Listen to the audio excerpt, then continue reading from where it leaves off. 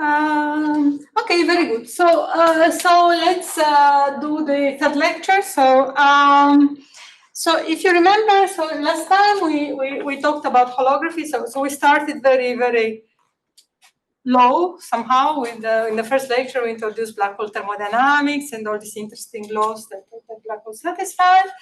Then last time we started talking about holography via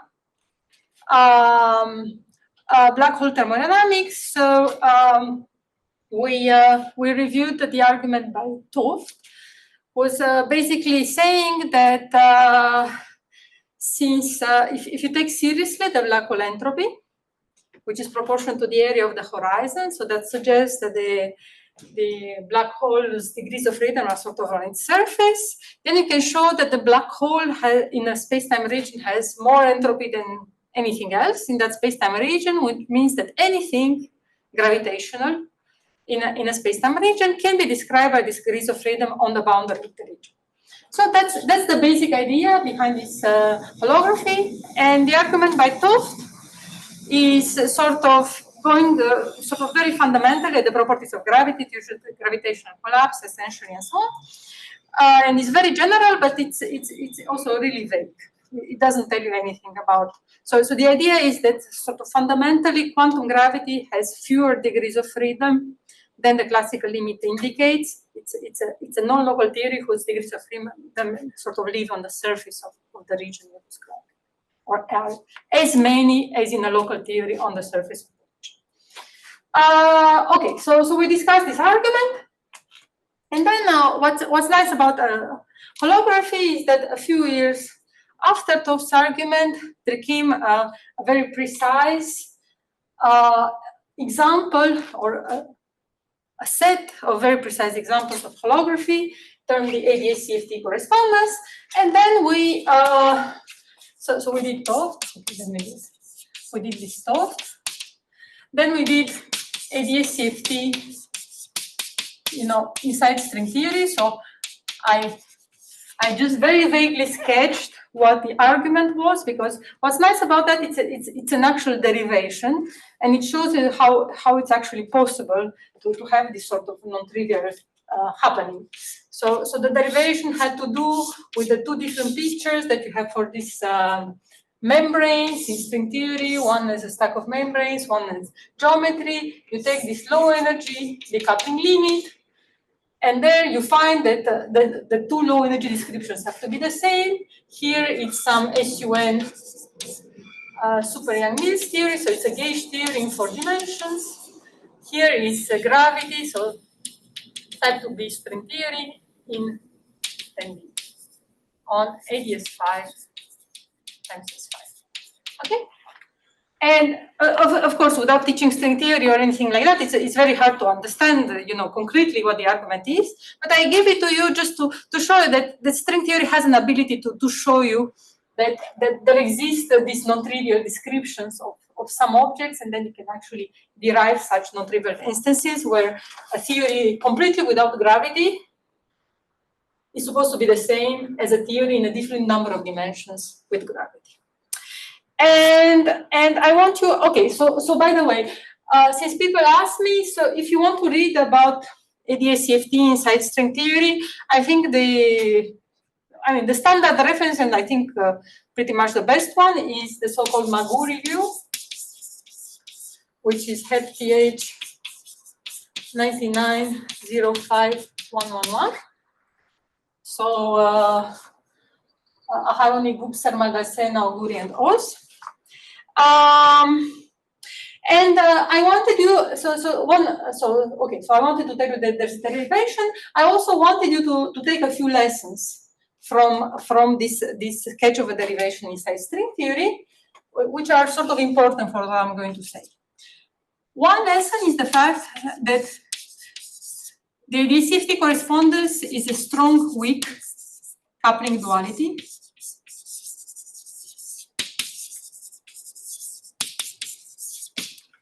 So actually, can somebody tell me what strong, weak coupling duality refers to? If they remember from last time.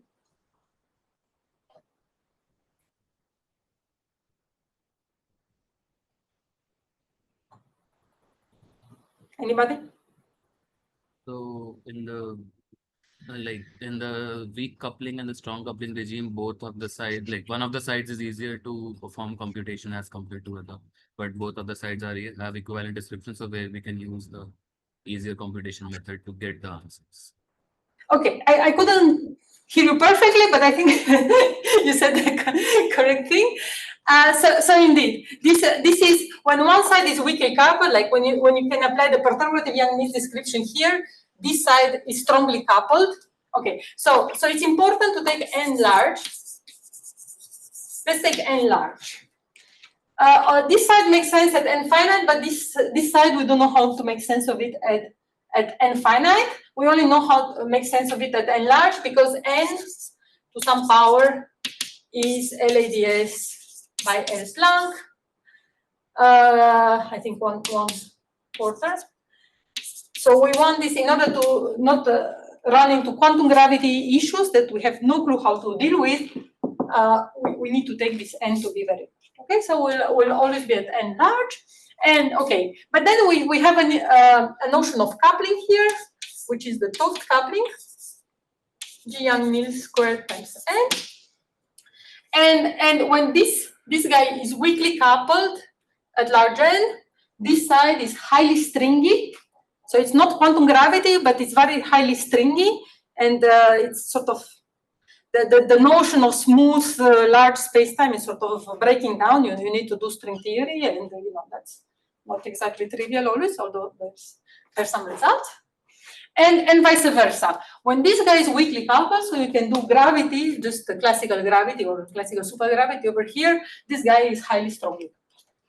Okay, very good. Then we talked about the UV-IR correspondence.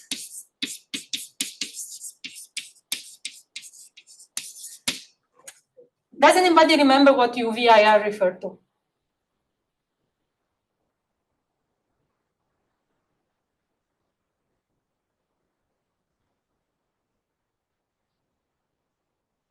It was like the UV of space-time is equivalent to IR of CFT and vice versa. Exactly. So in a certain, okay, then we discussed ADS spacetimes and how the CFT is supposed to roughly live. So the CFT lives on Minkowski spacetime, just from this argument. And if you remember, so we discussed this anti-de Sitter spacetime. We discussed global and Poincaré coordinates, and in Poincaré coordinates, the matrix looks something like this, where Z is the radial coordinate and Z goes to 0 at the ADS boundary. So just because the CFT lives in flat space, we can think of it as living on the boundary of ADS. And then from that perspective, so the CFT, I can think of it as here, the UV of the CFT corresponds to large distances in the bulk, close to the boundary, and the IR of the CFT corresponds to sort of D in the bulk. And so in that sense, the radial direction is the energy scale in the CFT. Okay, very good. So you have these concepts. Do you have any other question about last time before I go into today's material?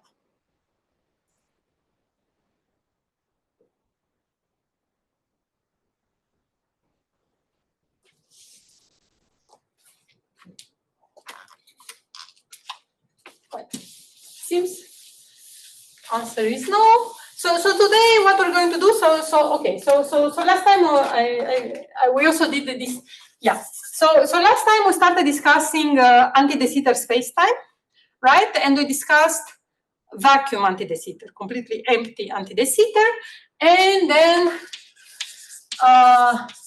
ADS D plus 1, and this was a maximally symmetric spacetime. And do you remember what the isometry group was for it?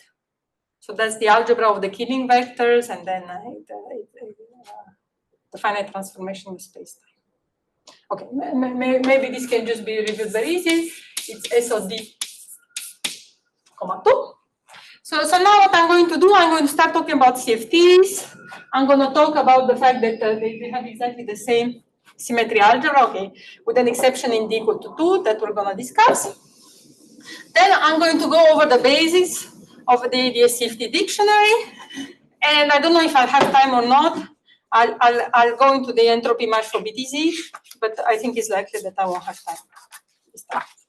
It's to be discussed with the organizers.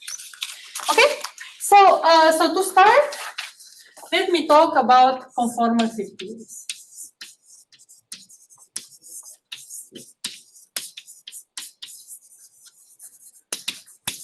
In short, CFT.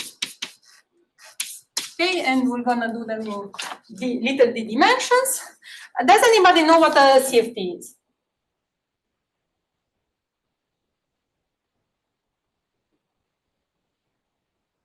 It's a field theory that's invariant to scale transformations. Only scale?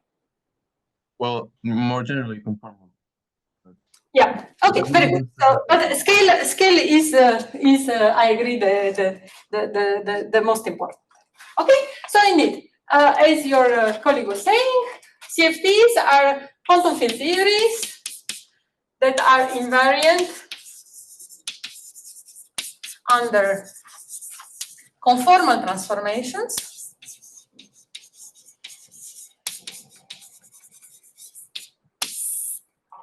Okay, and what is a conformal transformation? A conformal transformation is a coordinate transformation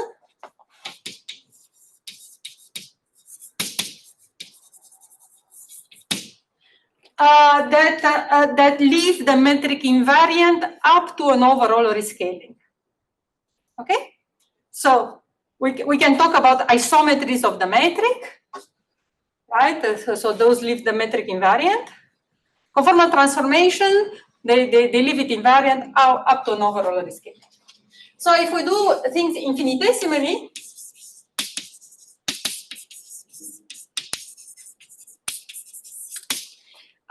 then you know, under x mu goes to x mu plus some xi mu, delta g mu nu is equal to, maybe do I want to minus this? Anyways, up to sine d mu xi mu plus d mu xi mu, and we want this to be proportional to g mu nu. For some fixed metric, I will take this fixed metric to be the Minkowski metric. Okay. Actually, you can fix by taking the trace. You can fix the proportionality constant. So it's 2 over d g mu nu d lambda xi lambda. Okay. So basically, we have to solve this equation for xi to find all the what's called conformal killing vectors of our favorite metric, which is, as I said, is going to be eta mu. So these are called conformal killing vectors. Okay, so there's some manipulations that one can do. So you can take this guy to call this whole thing f of x.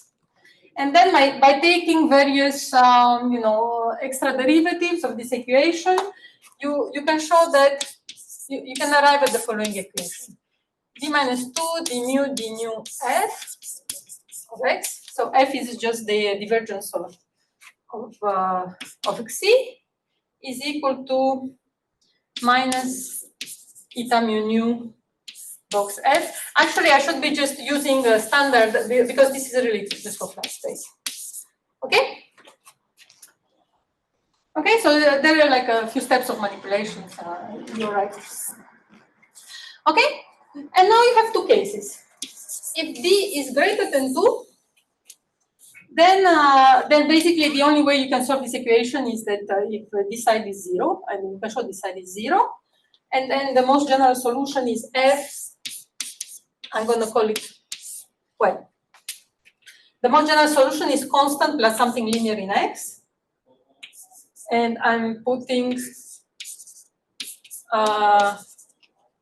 my constants such that it's convenient.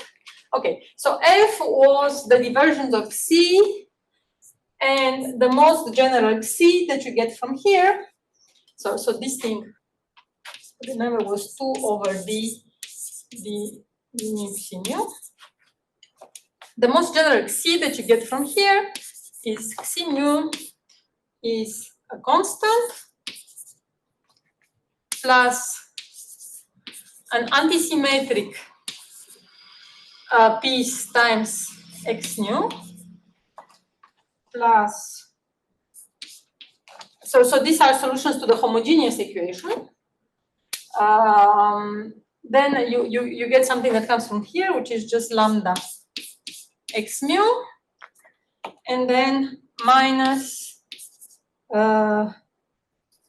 b mu x squared minus 2 x mu b mu x mu. Okay, so this is the solution, most general solution for C. So this is the most general solution for an infinitesimal coordinate transformation that makes the metric just get rescaled. That makes the Minkowski metric just get rescaled by an overall factor. Is it clear what I'm doing?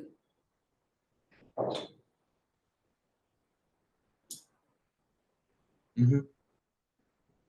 Okay, good. So then the question, I took my chalk. So then the question is, can you guys recognize what these things are? So what is this? Translation. Okay, very good. So these are translations. This guy, where omega is antisymmetric.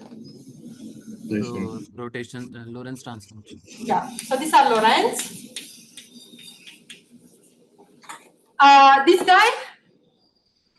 Dilatation. Very good, dilatation. And this guy? Special conformal transformation. Okay, so some people know already. It's a special conformal, infinitesimal special conformal.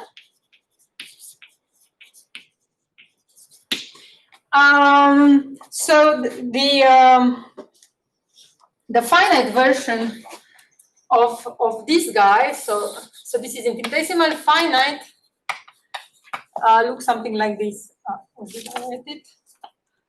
X mu. So the finite versions of this, of course, you know, the translation is like this. This guy is still like this, and this guy goes into the full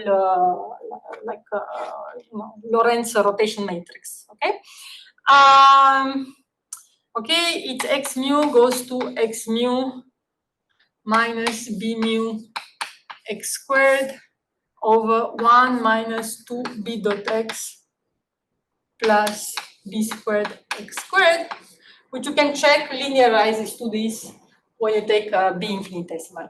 Okay, so what is special conformal? Okay, so as your colleague said in the beginning, so CFTs. So yeah, so one important, very important property of CFTs is that they have this scale invariance, and this is why they appear in very many you know. How to say, instances in physics is because of this this lack of scale. That's so when you have a situation in physics where there's no scale, and those situations appear sort of in very different domains. They appear in statistical physics, in continuous phase transitions. They can appear in QFT at very high energies. You're above all scales, or very low energies. So you're going to have the scale invariance. Strictly speaking, conformal field theories are defined to also be invariant under this special conformal. And there's a very interesting question in the literature where the scale invariance implies, which is just invariance under this, implies conformal invariance. So conformal invariance is clearly stronger. There are more symmetries. And if you impose enough assumptions on your theory, so in 2 dimensions is true if your theory is unitary and some other technical assumptions. In higher dimensions, there's more debate, but it seems to mostly be true. But maybe there are also counterexamples. So this is why it's better to define it to be invariant. A CFT is invariant under all of these transformations. Okay, good. So this is higher dimensional CFTs. So they have all of these, and we can count them. So here we have D translations. The Lorentz are going to be D times D minus 1 over 2. Dilatation, there's 1, and these guys are D. And the total is, well, you can just add them up, how many transformations you have, and they're D plus 1 times D plus 2. Okay, that's the dimension of the conformal group.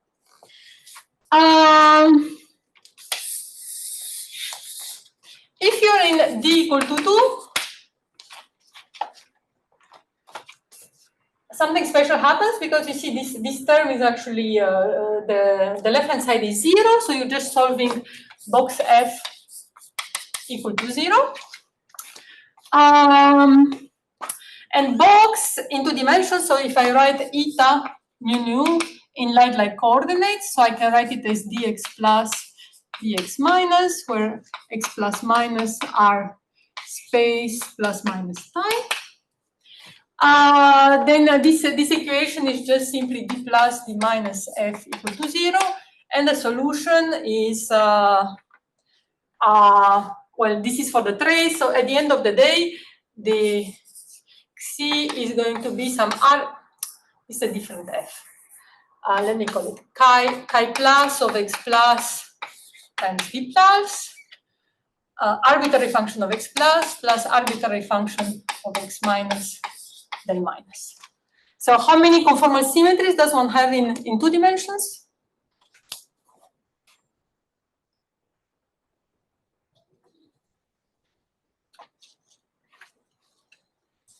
How many independent transformations are here in these 2 arbitrary functions, one of x plus and one of x minus?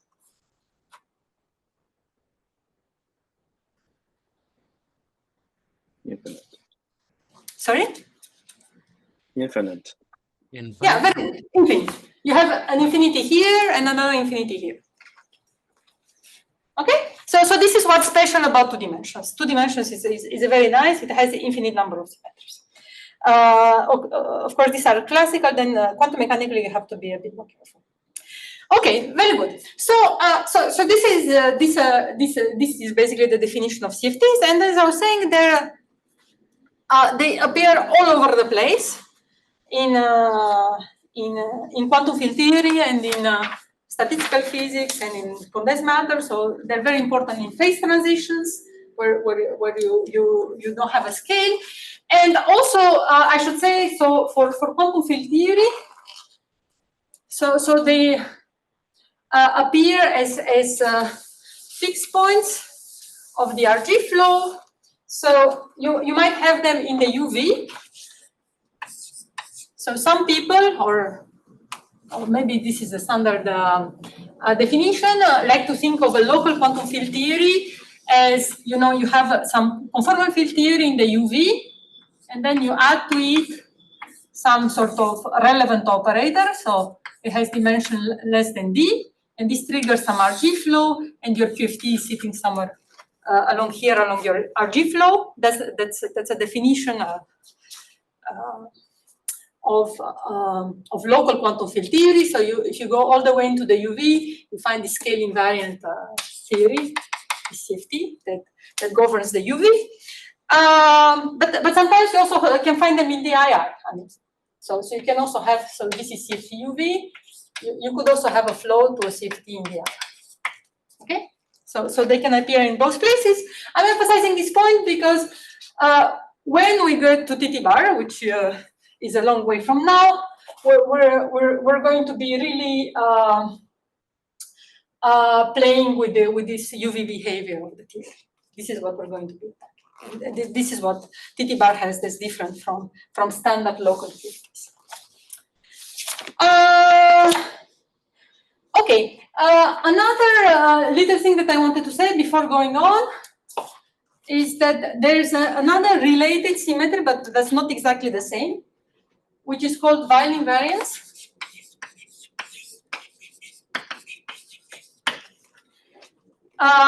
So Weyl invariance you consider some theory that's defined in some background metric, G mu nu. And it's an invariance when you send G mu nu to some function of x times G mu nu. Okay, that's value invariance. And a nice consequence of this is that if you have a theory that's invariant under this, then the trace of the stress tensor is 0. And that you can see very easily is because, you know, delta S, well, in general, is when you change the metric, just by definition, delta S is T mu nu times delta G mu nu. But here, delta G mu nu is proportional to G mu nu by, you know, this factor omega squared. So you see that delta S equal to 0 implies that the trace of the stress tensor is 0. You can see that if you consider this value invariance in flat space implies conformal invariance. Because what we're doing in conformal invariance, we're combining this with the coordinate transformation. You can use a coordinate transformation and the value rescaling to come back to yourself. So while implies conformal, but a priori it's a stronger requirement. Okay. However, this is the easiest way to derive T mu mu equal to 0. When you just have conformal invariance, it's a bit weaker. I don't want to get into that. But basically keep in mind that, so usually we think of CFTs as also being value invariant, and then you should think of them as having the trace of the stress tensor being 0. Okay? That's what is special about them. Is CFTs. Okay, and using this, you can easily construct the conserved currents. What did I do with mine? You can easily construct the conserved currents associated to the various conformal transformations. So if you introduce J mu is T mu nu C nu, where C nu is a conformal killing vector, you immediately see that d mu J mu is conserved, correct? Because it's d mu T mu nu on C nu plus T mu nu d mu C nu. Okay, so how do you see this thing is conserved? So for C, a conformal killing vector. So first of all, this term is 0 because the stress tensor is conserved. Secondly, if this is a conformal killing vector, then it satisfies the conformal killing equation. So okay, first you use the fact that T mu nu is symmetric to write this, and this is proportional to eta mu nu by the fact that C is a conformal killing vector, and this gives you the trace of T, which is 0. Okay, like this. So you immediately see that these are sort of the conserved currents associated to conformal transformations. Any questions so far? Everything clear?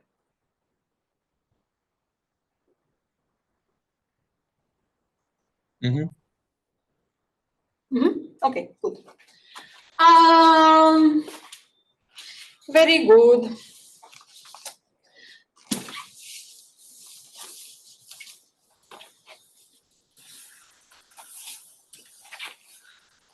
Now, so one can compute the algebra of these conformal generators. So we have the conformal generators. So I'm going to call them P mu for translations, M mu nu for Lorentz, D for dilatations, and K mu for special conformal. So these two guys you already know, they give you the Poincare algebra, I won't write it. So the new commutators that you get are D with P mu is P mu, D with K mu is minus K mu, and K mu with P nu is minus 2 eta mu nu D plus 2 A mu. Okay, and the rest just say that K mu transforms as a vector under Lorentz. I won't write it down. Okay, so what you can see from here is that P mu raises the D eigenvalue, right? Whereas K mu lowers it. So if you start acting on a state that has a definite D eigenvalue, then the state P mu on that guy is going to have eigenvalue plus 1, and K mu on that one is going to have that eigenvalue minus 1. Is it clear?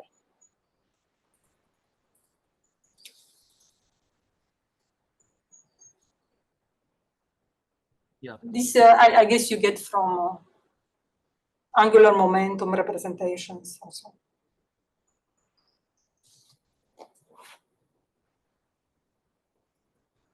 Okay, so I assume it's okay. And when you look at the full algebra, it turns out to be SOD, 2.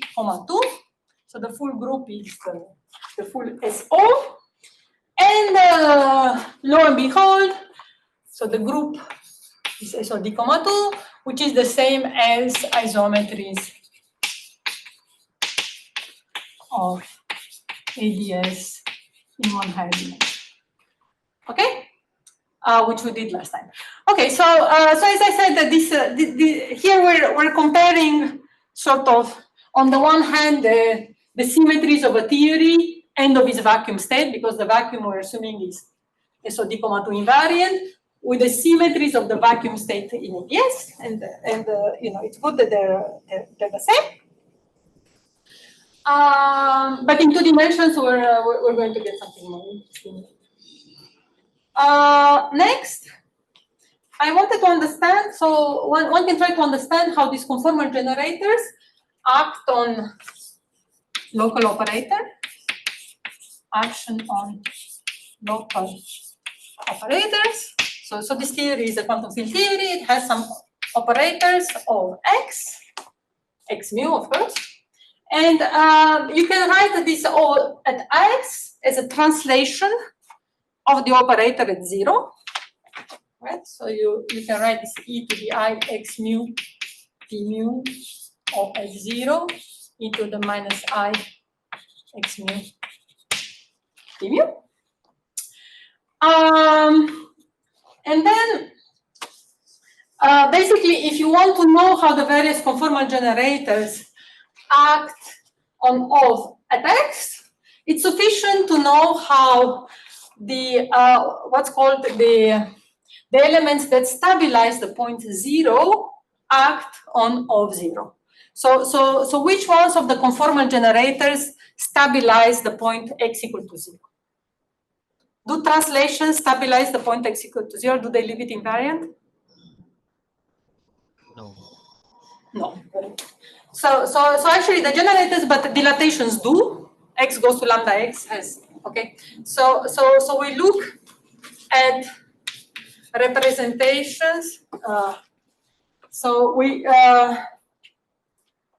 look at action of dilatations would leave point 0 invariant. Special conformal, so unfortunately I erased it, but remember it was something like x mu goes to x mu minus b mu x squared over 1 minus 2 bx minus something. They also leave the point equal to 0 invariant, so you have k mu, and you also have n mu rotations leaving. Okay, so you basically want to look at the representations of this part of the group on O at 0, and it's sort of a nice idea to diagonalize dilatations.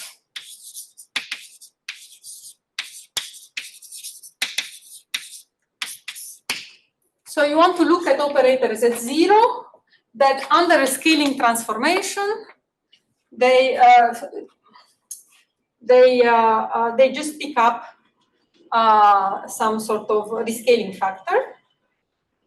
So you want to look at scaling, what are called scaling operators. So these operators, O prime at x prime, where x prime is lambda times x, their mu indices everywhere are lambda to the minus d O.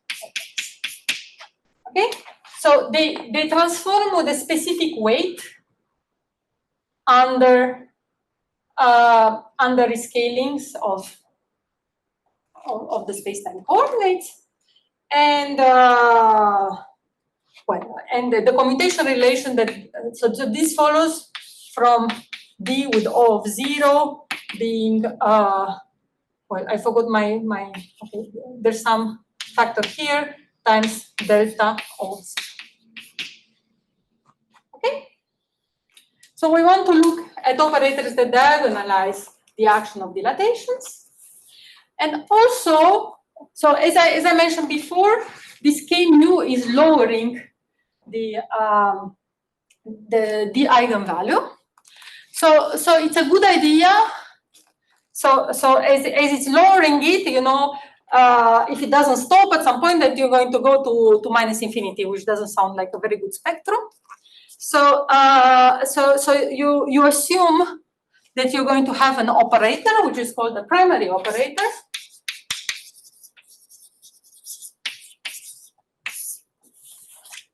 That satisfies the k mu on O of 0 equal to 0.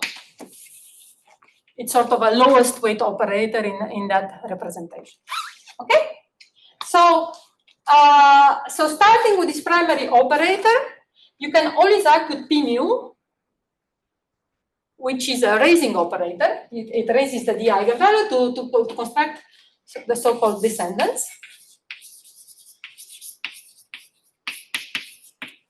And actually, for the conformal group, you can construct an infinite number of descendants. Okay, you can just act with arbitrary powers of this p mu with different contractions and so on. You're going to generate sort of an infinite tower that starts from this operator O delta. Okay, so this thing is called the conformal family. And what do I want to say about it? So another thing I wanted to say, of course, this primary operator is also going to have some transformation properties under the Lorentz group. So it can be a scalar, it can be a vector, it can be something else. So that you have to specify. And the descendants, as I said, they're obtained by acting with p mu. So that's of course adds spin. So you're going to have various spin representations that follow from that. Okay. And all of the members of this infinite conformal family, they have the same eigenvalue of the conformal Casimir.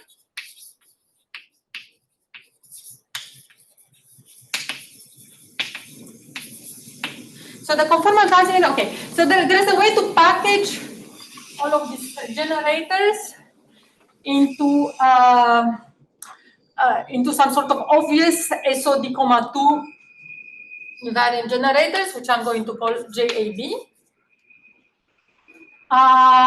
So the conformal Casimir is basically the contraction JAB.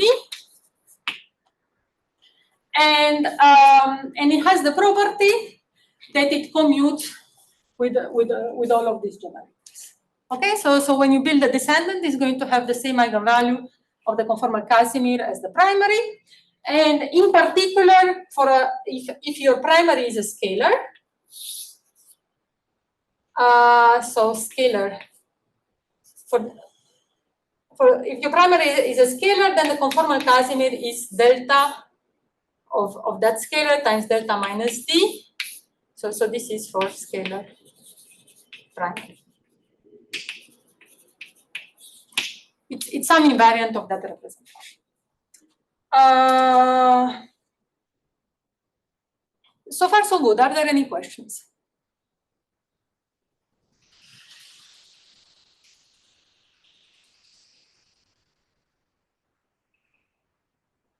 Yeah, sorry. Could you summarize this part about diagonalizing D and the descendants and everything else?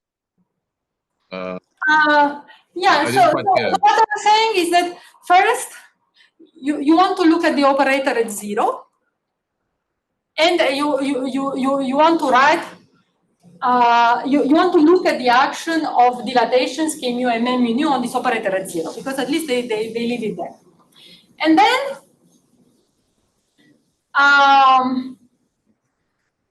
it's sort of nice and natural to look at operators that diagonalize the action of D.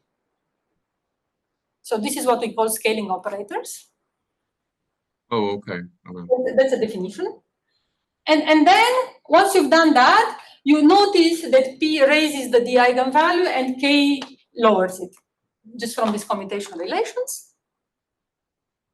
Therefore, you expect to have a sort of a lowest D state, because if you take some state and you act with K mu many times, do I want to be working with operators or with states? One could also work with states, but maybe one can work with operators. In any case, so I think it's true also for operators. Okay, maybe I should be a bit more careful. But okay, so you can lower this D eigenvalue repeatedly by acting with K mu, but you don't want to end up at minus infinity. So at some point, this thing should stop, and you're going to call that operator for which it stops. So K mu on O at 0, it's just 0, a primary operator. That's again a definition. It's an operator that transforms particularly nicely. And once you have this primary operator, you can build these so-called descendants by acting with these raising operators. And there's an infinite number of descendants that you can build because you can act with the arbitrary powers of this P. And it's these guys that sort of generate the conformal family of this operator O. So it's labeled by a primary operator. It's labeled by the dimension of the primary operator. It's also labeled by the spin of the primary operator, because in principle you also have to specify the spin of this guy, so the mu representation. Okay, and then you act to these P mu's, and there's so let me put the spin to 0 just to make things simple. And then I was saying that you have this quadratic operator, so it's called the quadratic Casimir, which commutes with the conformal generators, which means that if it has a certain eigenvalue on the primary, it's going to have the same eigenvalue on all the descendants. Okay. Okay. And I was saying that for a scalar primary, the conformal Casimir is given by delta times delta minus d. Delta is the conformal dimension of the scalar primary. Just one final thing then. How about delta? What is it? What intuition could you give us about delta? What is it? What does it say about the scaling operator? It's very easy. For example, you're basically looking at the mass dimension of the operator, if you wish. So it's telling you how how things transform under scaling transformations. So every time that you add a derivative, the derivative is going to pick a factor of the scale when you do a scale transformation. So it's clear that it's. Oh, okay. Yeah. It's like a power counting thing, no? Yeah, so you can imagine something that's inert, and then you start adding derivative, and it's clear that each time that you act a derivative, that thing is going to add an additional factor of this lambda for each derivative that you act, so it's going to increase the scaling dimension. Okay. So high dimension operators have sort of high delta, and low dimension have low delta. Oh, thank you. That's rough, but that's the intuition.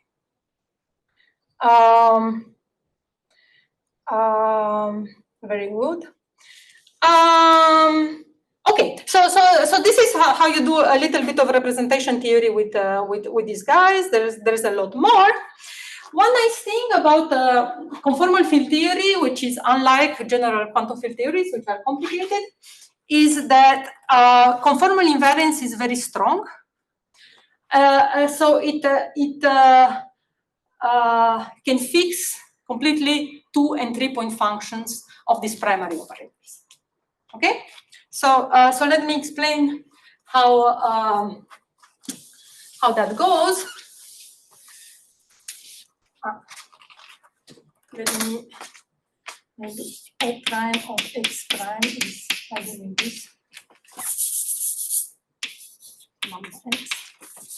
Okay. So how does that go? Suppose that I have, you know, some primary operator O of X and some O tilde, which can be in principle different, of Y. What's the 2-point function? So I'm going to call the 2-point function F. I'm having a lot of X, all of which means something different. It's going to be a function of X and Y, correct? X mu and Y mu. Okay? But now, okay, let's assume that these operators are scalars, just to simplify our life. Now I need to have a translation invariance. So that basically means that my correlation function can only depend on X minus Y. So here I'm having the vacuum. The vacuum itself is invariant under conformal transformations. And the fact that I have a rotation invariance, and these guys are scalars, is telling me that it can only depend on well, modules of X minus Y, but careful because here I'm on, I can be in Lorentz, okay? Okay, now, okay, so this is translation plus rotation invariant. This is what you already knew. Now I'm going to use scale invariance to actually fix what this F has to be, because I know that if I do, you know, O prime of X prime or tilde prime of Y tilde, where these are lambda X and lambda Y. So this is going to be F of lambda X minus Y. But it's also going to be from here lambda to the minus delta tilde of X of Y, which was F of X minus Y.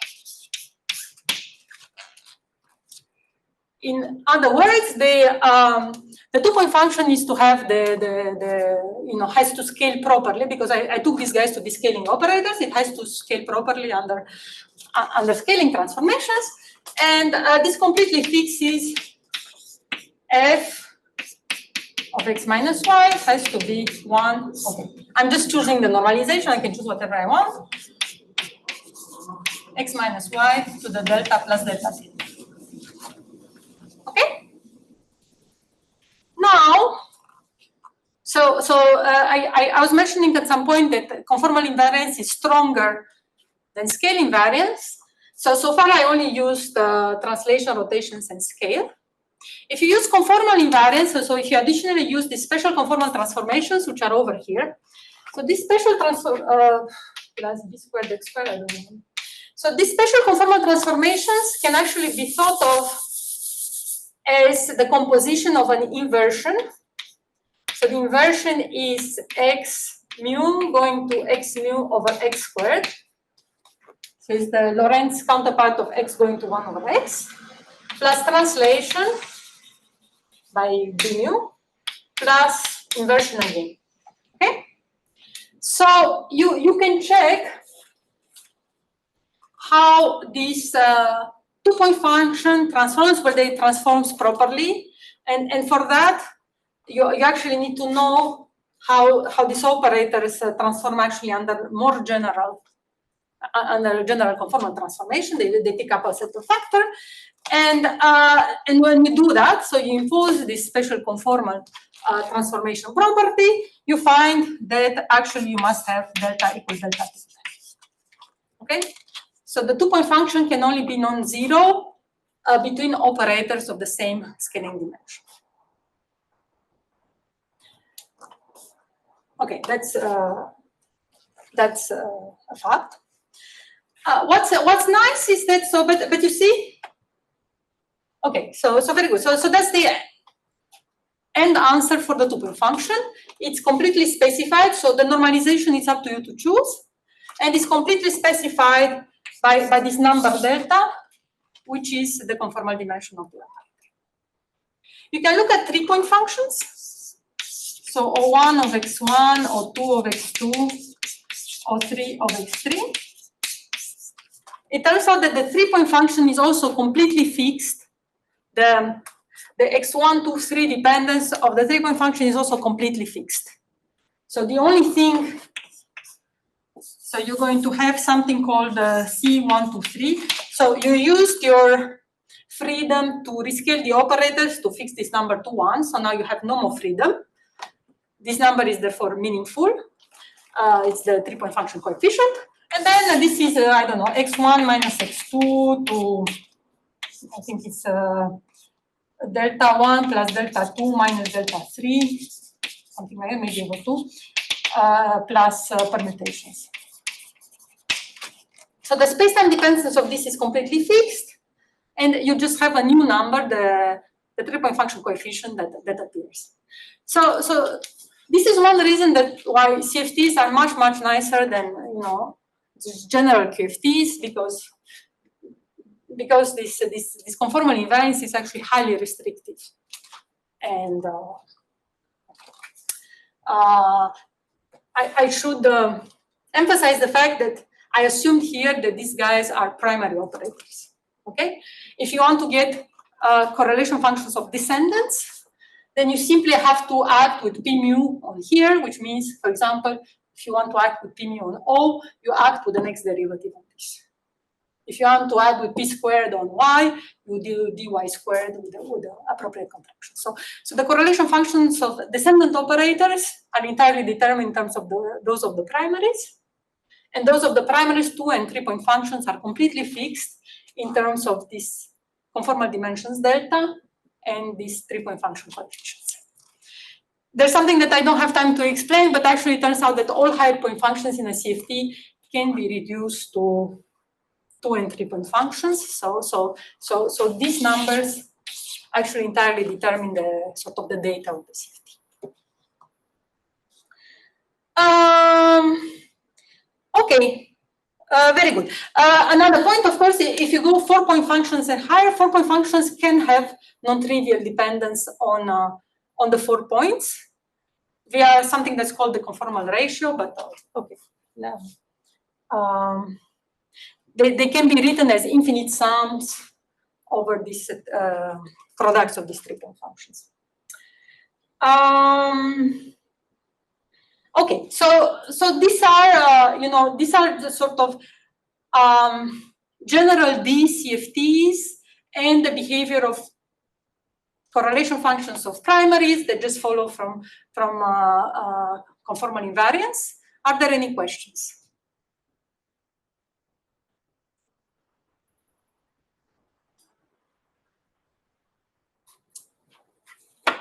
Okay, if not, let me tell you a couple of words about two-dimensional CFTs, which, as you remember, they were special because there were these infinite symmetries appearing. So the symmetries are x plus goes to arbitrary function of x plus and x minus. So this was sigma plus t, and this was sigma minus t going to arbitrary function of x minus.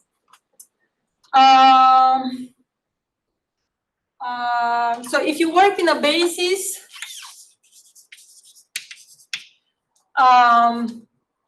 so if you work in a basis of functions that is x m plus 1, sort of x plus m plus 1, yeah.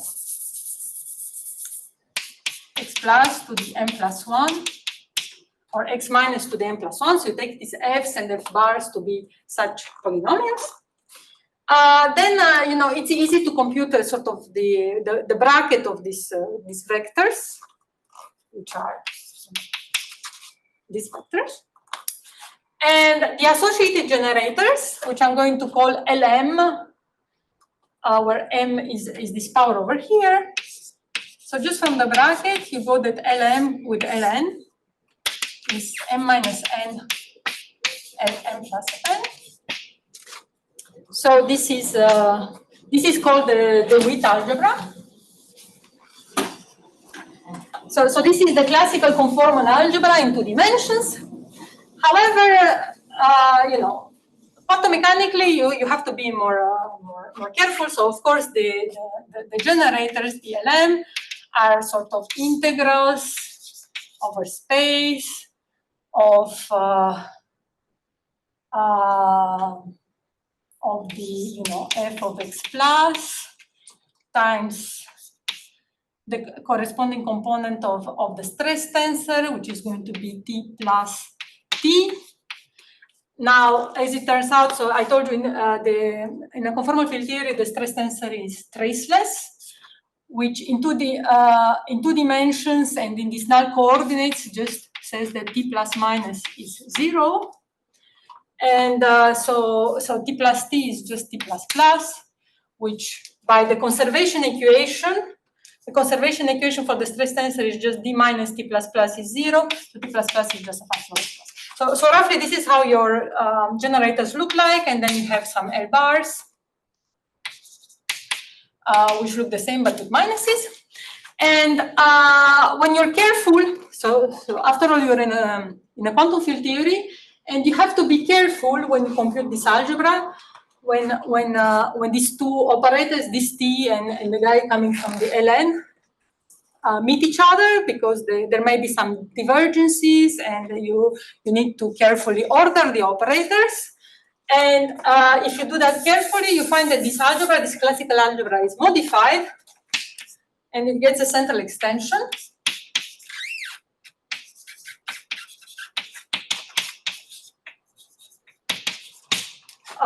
Which looks like this, where C is a number, is known as the central charge. And it's precisely related to this quantum anomaly. So the fact that your classical conformal symmetry, this infinite dimensional conformal symmetry, is not fully respected quantum mechanically. Okay, that's the meaning of this, one of the meanings of the central charge. It actually has a very large number of meanings. And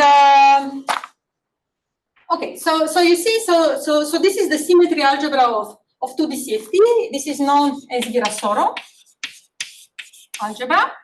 There are 2 copies of it, because I have both the left movers, the guys with the plus, and the right movers. So Virasoro plus and Virasoro minus with the central charge. And what else did I want to say about it? One important thing. Okay. So you see that the central extension is there for all m's, except for n equal to 0 and plus minus 1 times 2, because it's both left and right. So if you look at the generators that correspond to this, L0 and L plus minus 1, they precisely correspond to SO22 generators. So the global conformal generators, the 2D analog of the conformal generators that we discussed. So these are called the global conformal generators. All the rest give this, for all the rest of the m's, this central term is there, it's non-zero. And what it does is that it doesn't allow you to have a state, say you want to define a vacuum state, you cannot ask that vacuum state be annihilated by all the LMs. Because LM with L minus M don't commute to each other unless M takes these values. Okay? So for these reasons, the symmetries of the vacuum are just this global SO22 part of the LMs. But the symmetries of the theories are larger, are these, but you have to take into account this anomaly. Okay? Is it clear what I said?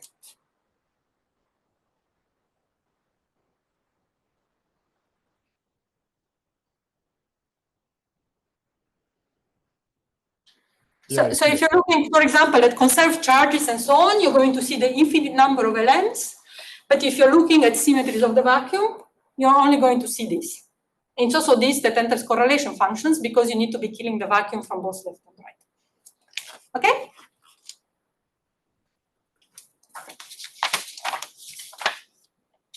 Okay, very good. So now I'm ready to tell you the very basic IPFT dictionary, but maybe the moderator can tell me whether you want to take a break or not.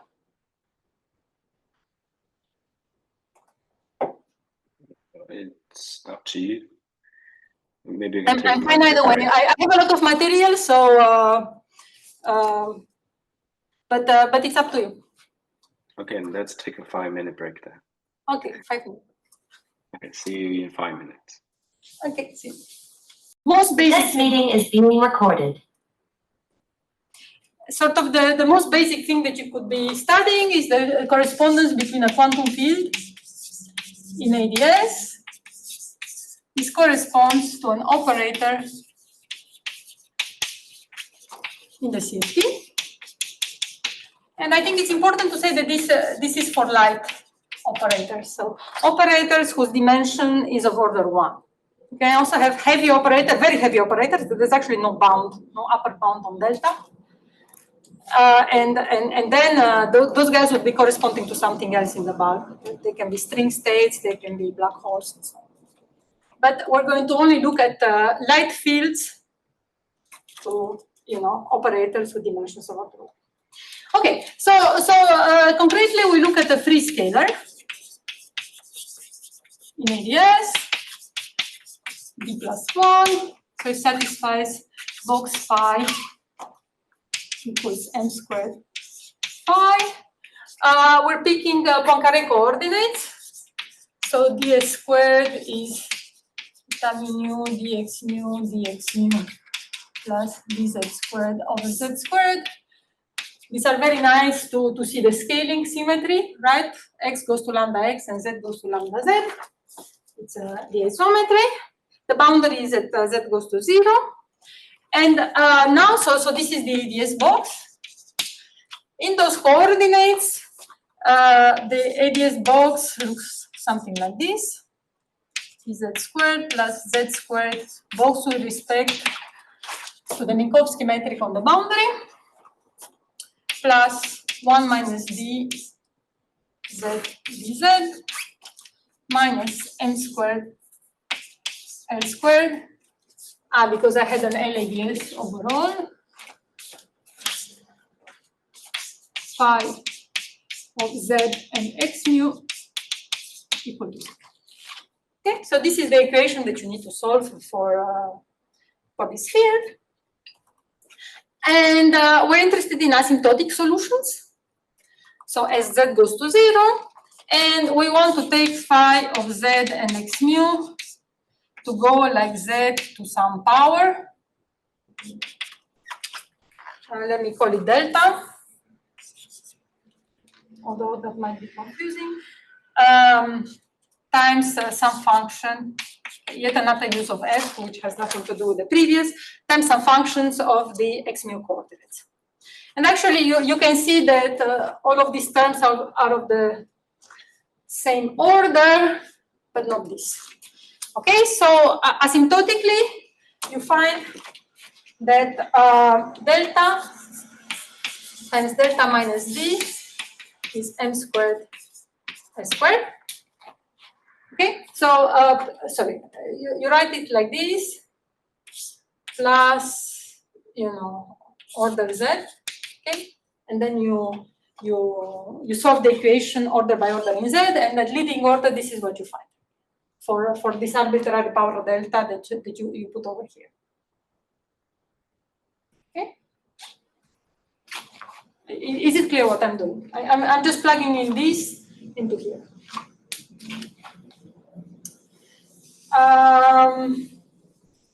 Okay, so this equation has two solutions for delta, which I'm going to call delta plus minus, which are d over 2 plus minus square root of d squared over 4 plus m squared. Okay? Everybody following?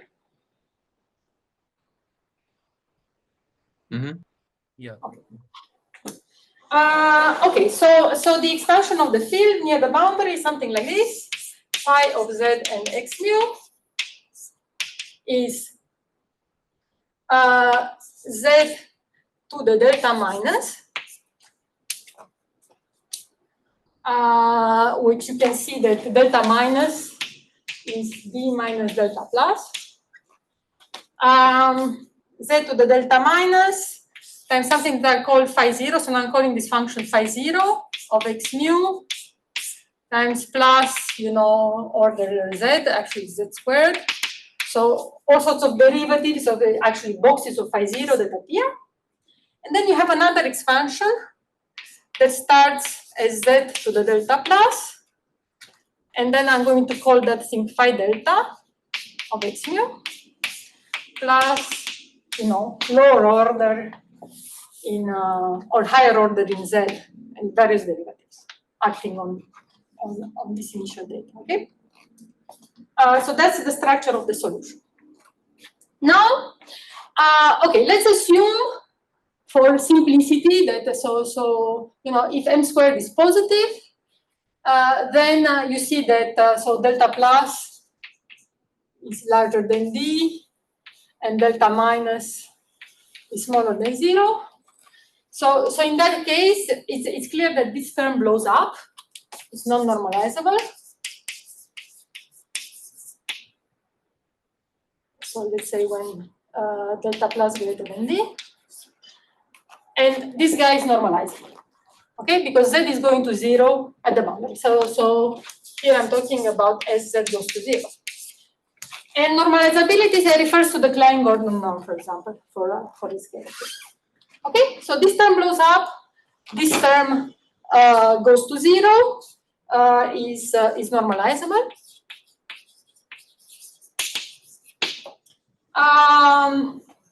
So what can we do? So it's clear that because this guy is non-normalizable, has infinite energy, infinite norm, everything, we cannot let it fluctuate. So what we normally want to do, we want to set this guy to 0. Or maybe sometimes we can keep it fixed, but not allow it to fluctuate because all of that would have infinite energy. Okay, so this is fixed. And this is basically going to be the boundary condition.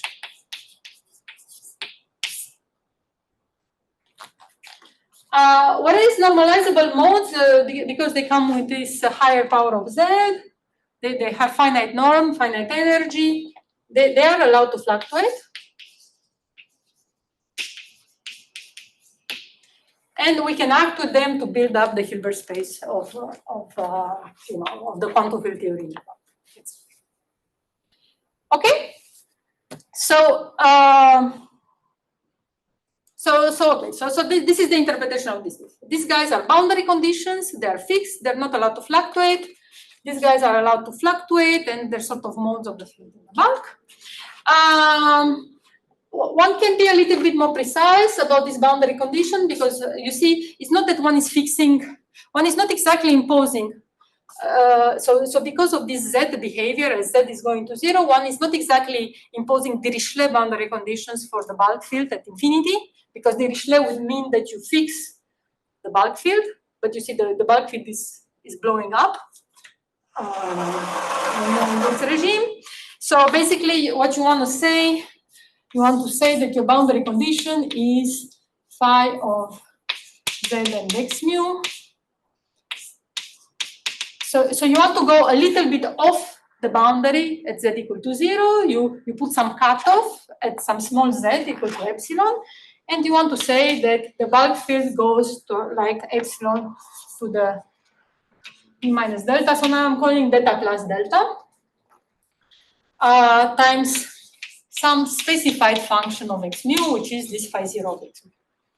Okay? So this is what I'm going to call the renormalized boundary condition. I hope you see, but I wrote boundary conditions. So this is all. So basically, we want to keep phi 0 finite. Do you see? Yeah, you lose. I want to keep phi 0. My boundary condition is that this particular coefficient that accompanies this particular power of epsilon is finite as I'm taking epsilon to 0. Okay? So these are the sort of standard boundary conditions for this field. Now,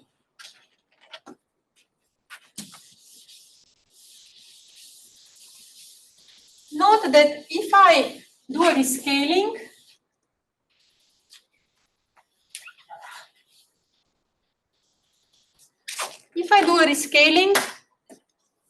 of the CFT coordinates, so if I do a dilatation in the CFT, which is simply x mu goes to x mu prime is lambda x mu. So in the bulk, in ADS, this is, you know, x goes to lambda x and z goes to lambda z. That's the isometry, ADS isometry that corresponds to scaling. And then, of course, the bulk field, this guy over here, is inert because this is just a bulk coordinate transformation. So phi prime of the new coordinates is phi of the old coordinates. But you immediately see, because z has scaled, one has that phi 0 of x mu is, so z has been rescaled by this delta minus. So yeah, so let me write delta equal delta plus for now. So delta minus is d minus delta. So lambda to d minus delta phi 0 prime of x mu prime. And similarly, phi delta of x mu is equal to lambda to the delta, just from scaling this part, phi delta prime of x mu prime. Okay? So if you stare at this transformation, let's say that we move the lambda to the delta to the other side. This is precisely how scaling operator of dimension delta transforms under a scaling transformation. Okay? So same as scaling operator of dimension delta. Whereas if you look here, this is precisely how a source for an operator of dimension delta. So if I write something like ddx phi 0 of x or delta of x in the CFT. So this is how a source for that operator looks like. If I do a scaling transformation, you can just work out from the transformation of O and transformation of X that this is how the source has to transform. Okay? So this looks like same as source for X.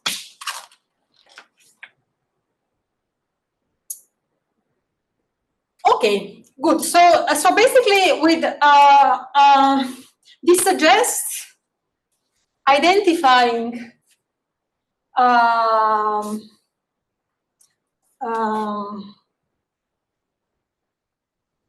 sort of the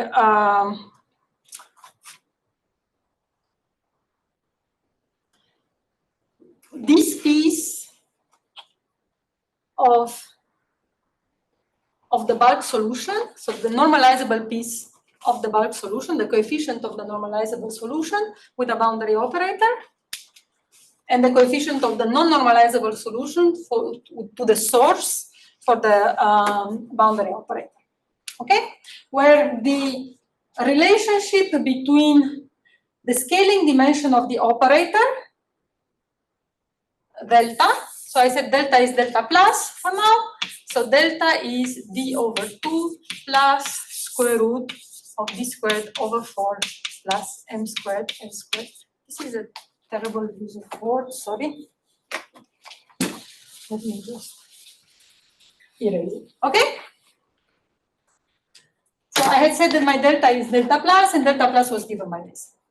Okay, so basically the scaling dimension of the operator of the dual CFT operator is related to the mass of the bulk field via this relation. So in particular, you see that if the mass is 0 for the scalar, then delta is equal to D, is the marginal operator.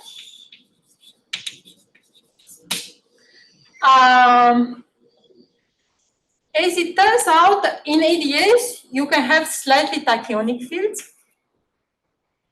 So as long as m squared is greater than minus d squared over 4. So for this, you get delta smaller than d. So this would be a relevant operator. And if m squared is positive, which is going to be most of your fields, then delta is greater than d. And this is going to be an irrelevant. Okay?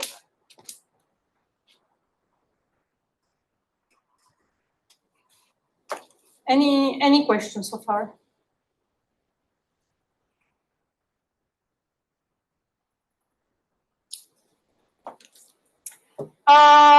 If not, okay, so let me make a few more comments. So this was for scalar. You can also consider bulk fields with spin, and they would be dual to operators with spin. So for example, if you have a massive vector field in the bulk, so the formula changes a little bit. So you're going to have a spin one operator in the boundary, okay, with some delta related to mass with a slightly different formula. Then if you have a bulk gauge field, is going to be dual to a boundary conserved current. So that's delta equals d minus 1. Whereas if you have the bulk massless spin 2, otherwise known as the graviton, is going to be dual to, does anybody know to what the graviton is dual?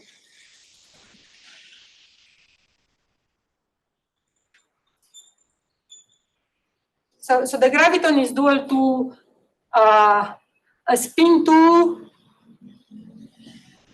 symmetric conserved current on the boundary, which is the stress tensor. Stress tensor, very good. Okay, so I want to write it like this. Okay, very good. So this is what I wanted to say. So you get this. You see that, so from the previous equation that I had, which was delta times delta minus d for this scalar field equals m squared L squared, you see that the conformal Casimir, this was the conformal Casimir for the conformal family of that scalar primary, is identified with the bulk field mass. Okay?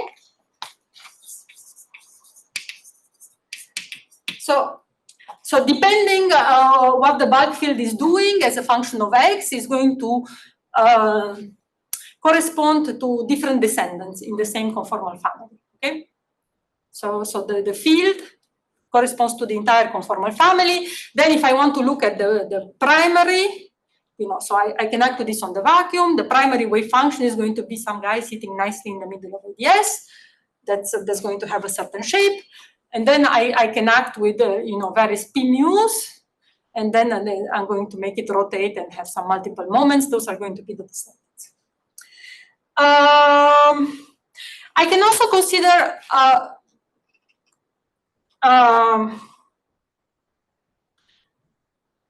maybe I shouldn't say this now. Okay, maybe I'll say it some other time. Okay. Yeah. The conformal dimension. So I can also consider. So the okay. No, let me say. Okay. Good. Okay. So now, okay, so you understood. So this is supposed to be the source. This is supposed to represent the operator. Now I'm almost ready to write down for you the CFT dictionary. But I should just say these source terms, how I told you that you're not supposed to fluctuate them, you're supposed to fix them. And actually the best thing that you could possibly do, given that most of the time they have a blowing up coefficient, most of the time I mean in this case, you want to set them to 0. What people do normally, they want to turn them on sort of infinitesimally, use them to compute correlation functions, and then set them to 0. Okay. However, sometimes people do turn them on a finite amount. In that case, you know, that's usually done when you have sources for relevant operators, where you see that this delta minus is actually positive, so it's a little bit better. Those are called holographic RG flows, so you're turning on a non-trivial coefficient for a relevant operator. You're fixing it, but it's non-zero, so it triggers this holographic RG flow. And what we're going to be doing in the last lecture, if I get to TTbar, we're going to be turning on non-trivial sources for irrelevant operators, but the interpretation has to be a lot more careful. Okay, so let me state now the ICTP dictionary, which takes the following very simple form. It says that the partition function on, asymptotically ADS spacetime, but here anyways, for this simple application, we're just doing QFT on a fixed ADS background, so we don't really care about this, but as a matter of principle, you should be careful. So the gravitational partition functions with fixed boundary conditions, and the fixed boundary condition is precisely that thing over there, z of x mu at z equal to epsilon is epsilon d minus delta phi naught of x mu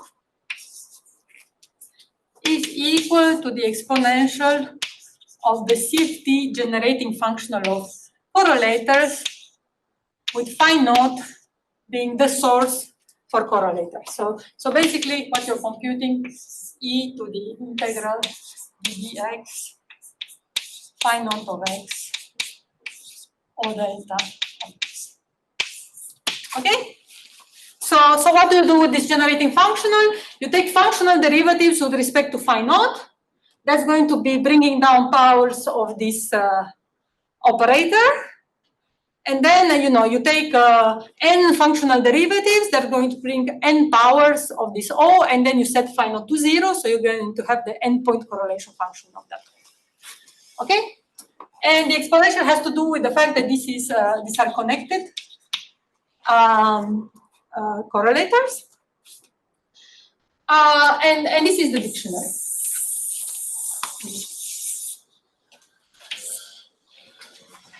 Okay, so as I claimed in the previous lecture, the partition function on the bulk side as a function of the boundary condition, this is the boundary condition, is equal to the partition function on the CFT side in presence of sources. Okay, and I said how we on the CFT side, so we just differentiate with respect to phi naught to find this correlation function, then we set phi naught to 0. On the back side, we have to compute this partition function, but most of the time, people work in the classical gravity approximation, so then you sort of approximate this by the exponential of the on-shell action in ADS with this boundary condition phi naught on the bulk field. Okay, so you're just going to estimate the classical on-shell action with the boundary condition phi naught for your bulk field, and then compute that, and then if you want to obtain the holographic correlator, which is supposed to exactly equal the CFT correlator at strong coupling, then you just compute it. So this is the bulk, so ADS on-shell action as a function of this boundary condition. Is it clear what the dictionary is? Yes. Yes. Okay, great. Okay, very good. Now, in practice, if you want to actually compute this, you see that both sides are divergent.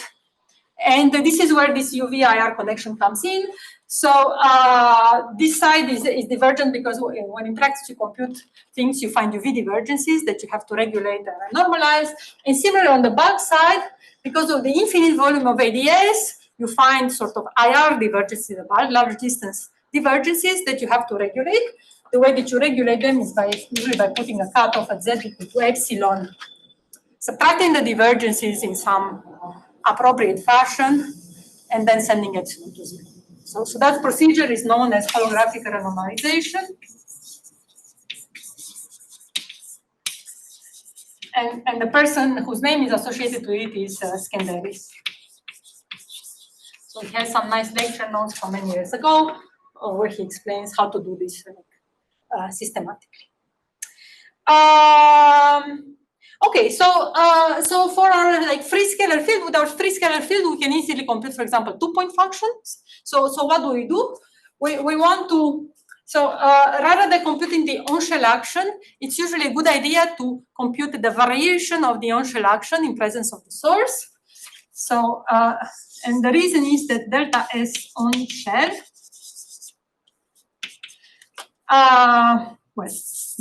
the reason is that in general delta S, some classical action, is the equations of motion into delta phi, so phi, let's say, plus a boundary term. And, for a simple scalar field, this is going to be sort of phi delta normal phi, something like that, right? So when you compute the variation of the action, you have to integrate by parts to obtain the equations of motion. This is sort of what the boundary term looks like. This is the normal to the boundary of your spacetime, and here are the equations of motion.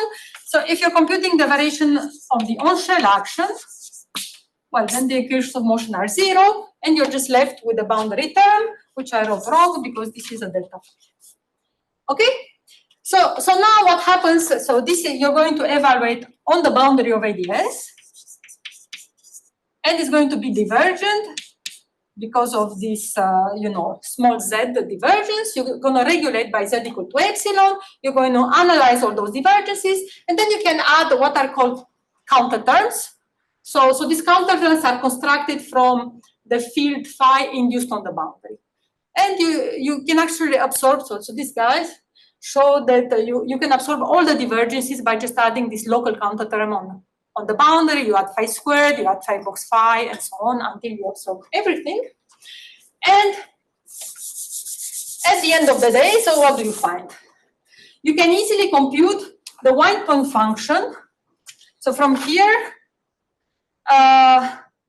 what you're going to find, so plus counter terms. And you really need to read some proper review to see how it's done. But at the end of the day, what you're finding is some integral ddx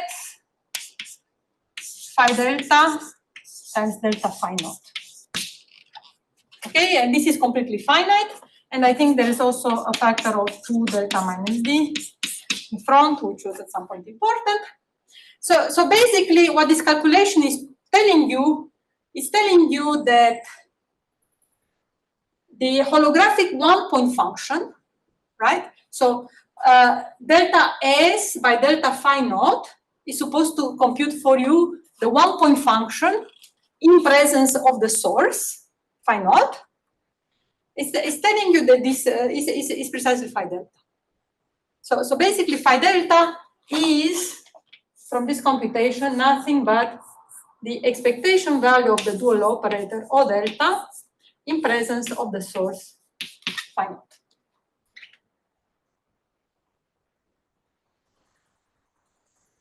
And this is fully general, and I haven't turned phi naught off yet. Okay? Are people happy with this?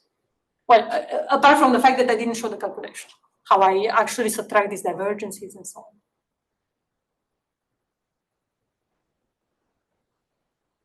Yes. Okay, thank you. Okay, so after you've done that, now you can just take this 1-point function and differentiate it further to find higher point correlation functions, and then you can set phi naught to 0. So, because actually this result is also valid in presence of interactions, which I will talk about. Okay. So, for example, for the 2-point function, you just have to see. Okay. So what I talked about until now was a near boundary analysis only, and near the boundary, this phi 0 and the phi delta, so there are the coefficients of the two possible solutions as I'm taking z to 0 to the second order differential equation that I was solving. So it has two independent solutions. And I use that independence to compute this. Now, in order to compute how this phi delta depends on phi 0 to be able to determine, for example, the two-point function, I need to look at the solution in the interior. Because the behavior of the solution in the interior carries information about the state in the theory. For example, if I'm in the vacuum, I'm going to have a smooth ADS spacetime. So I'm going to only want to look at solutions that are smooth in the middle of the spacetime, which is going to relate this phi 0, this asymptotic phi 0 and phi delta in some particular way that goes through, analyzing the solution in the deep interior. If I happen to have a black hole in my spacetime, then I'm going to have to be careful that at the horizon of the black hole, I have ingoing boundary conditions. And the net effect of that is, again, going to be to determine phi delta in terms of phi 0. So this is how these holographical correlators are computed. And so once you fix phi delta in terms of phi 0 via this interior analysis, deep interior analysis, which carries information about your state, then you can compute say the two-point function in that state. Okay? And we're not going to do that calculation. But for example, if you do this in the ADS vacuum, so for that you just need to impose smoothness. Then what you're going to find precisely the two-point function for an operator of dimension delta that I wrote in the CFT part of the lecture. Okay, but okay. The calculation takes a bit of time, so this is why I'm not doing it. But it's very standard, and you can find it anywhere in the literature.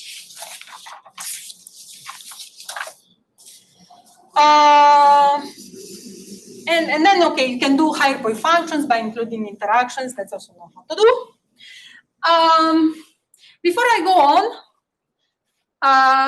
because I need to do with you actually a little bit of more advanced IPFT in order to be able to introduce TTbar, hopefully next time.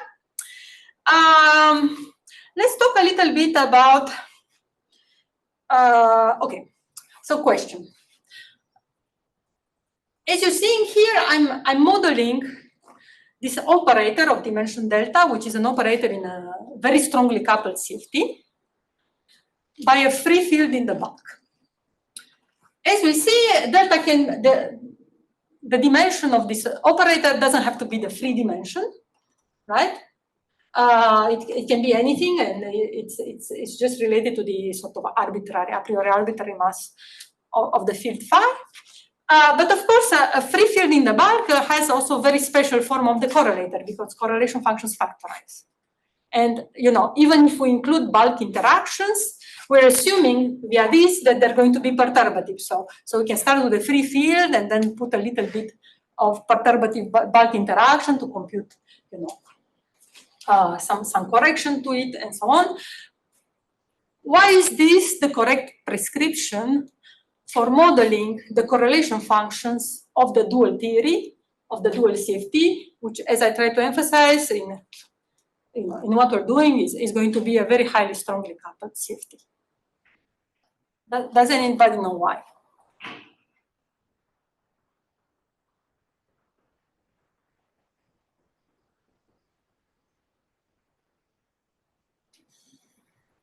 Is it related to the large n expansion?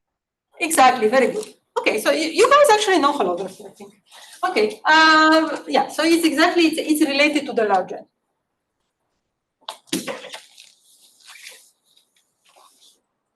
So what's important here is that, for example, in the, super Yang-Mills example, so it was an SUN gauge theory.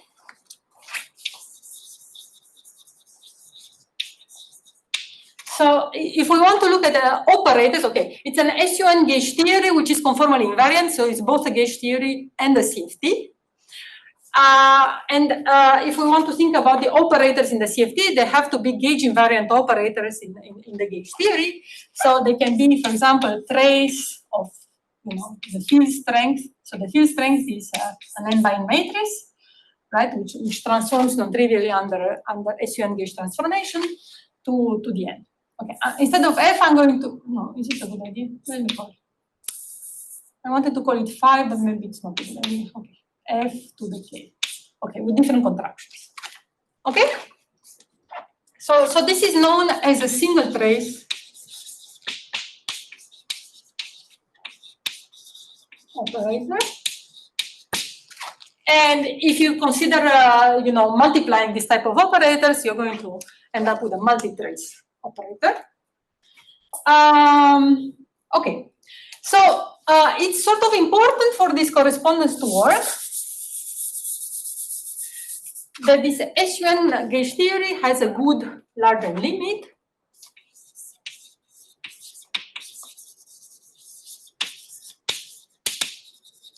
Which is this so-called 't Hooft limit. So 't Hooft was looking at Feynman diagrams in these SUN gauge theories.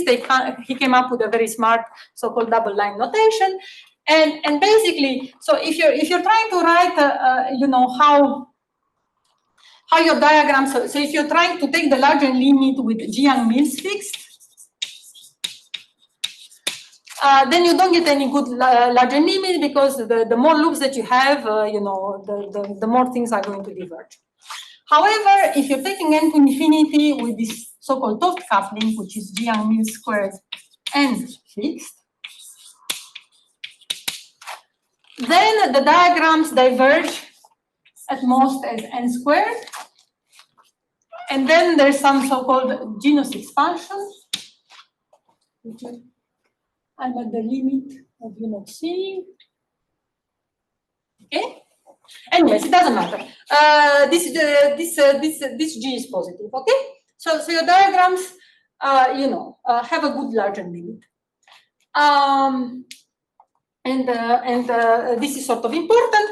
So what you can show is that when you look at correlation functions of these single trace operators in the theory, higher point functions are down by factors of 1/n with respect to lower point function. Okay?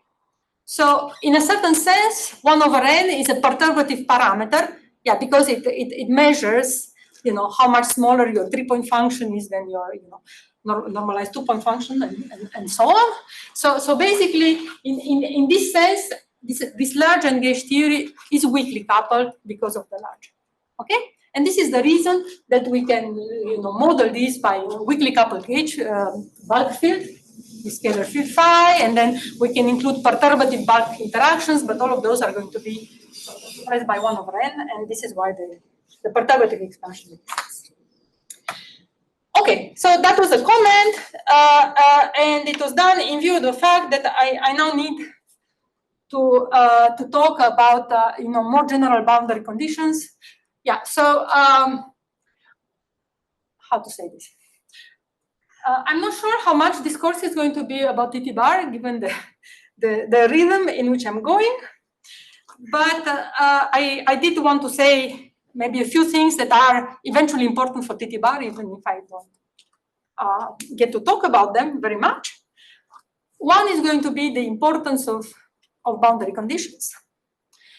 And another thing that I'm going to need technically for TTbar is this sort of difference between single trace and multi-trace operators and their interpretation within ADS-CFT.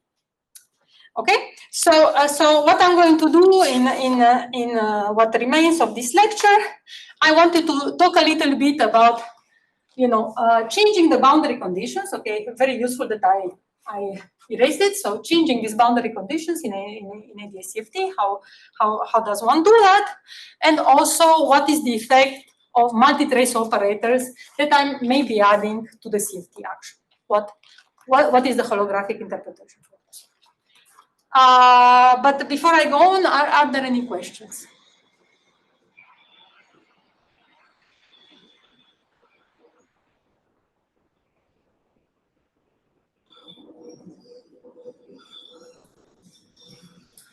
Okay. questions?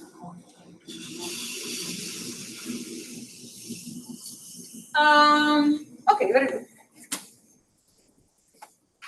So, so basically, what I talked about so far holds for what's called the standard quantization.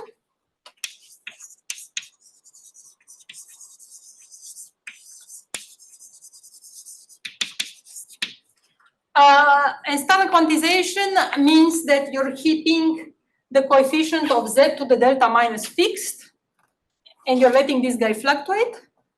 And then this is how you do your dictionary. And this is, I mean, this is the only option of a quantization of your bulk field that you have if the mass is, you know, is large enough. M squared is positive or zero. So what it gives you, it tells you that your bulk field with this mass is dual to an operator of this dimension. Now you see that okay. So as I said, in ADS, bulk fields can have mass squared smaller than 0. They can have it as small as minus d squared over 4. But in that case, the dimension is d over 2. So in standard quantization, you can model operators of dimension delta greater or equal than d over 2. However, as I mentioned at the beginning of this part, in principle, the CFT can have, which is a unitary CFT, can have operators, but CFT unitarity bound is delta equals d over 2 minus 1. Okay, so in principle, the CFT can have operators all the way down to this dimension, and you simply don't know how to model it in holography using this. Okay, and there are specific examples of CFTs, or actually in supergravity, you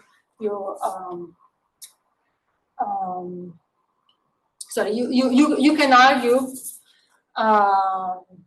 You can argue that you need to go down to towards the unitarity bound. Okay, so how do you model CFT operators that may have dimensions in between this range? D over 2 and d over 2 minus 1, which corresponds to a range of masses. So delta greater than d over 2 minus 1, d over 2 corresponds to masses m squared L squared greater than the Breitelner-Friedman bound, but smaller than this minus d squared over 4 plus 1. So we're talking still about the tachyonic field, and we want to know, how to do holography for this guy.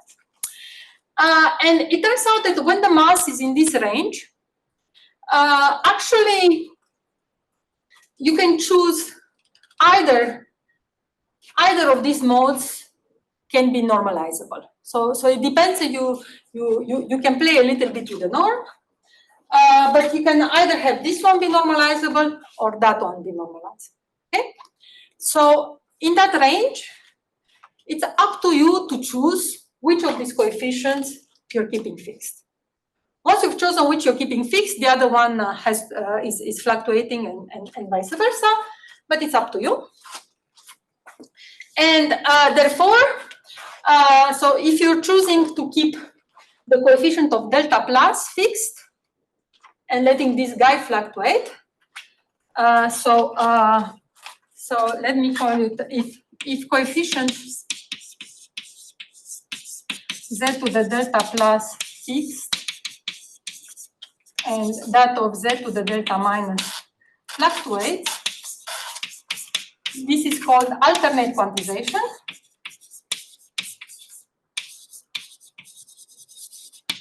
I'm repeating, this is only possible in this very small range of masses. And the dual operator, so you're just doing everything the other way. So you're fixing things, you're replacing delta by delta minus basically over here. And the dual operator has dimension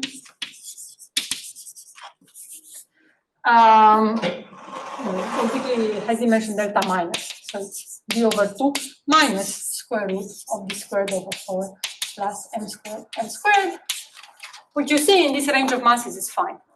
And it's actually precisely above the unitarity bound. Okay? So this is how you realize these operators in ADS-CFT in this range of masses. And so is it clear what I said?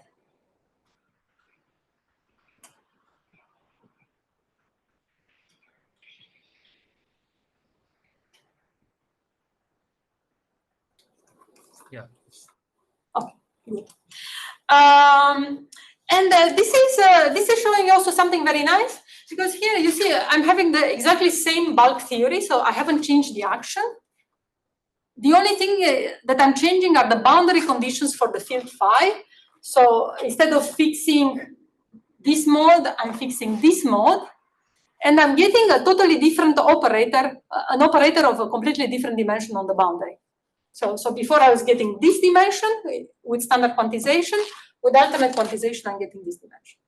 Okay, so just changing boundary conditions can actually change the spectrum of your dual theory. Okay. And actually, Witten showed, in the early 2000s that it's actually possible to flow from the alternate quantization. So these are also known as Neumann boundary conditions, to the standard quantization by adding a sort of so-called double trace operator to the action. So this is what I wanted to maybe end with. For This meeting is being recorded. sorry, no, I still have 5 or 10 minutes. No, I wanted to, the last thing that I wanted to discuss were multi-trace operators and boundary conditions. Okay? But is this discussion clear?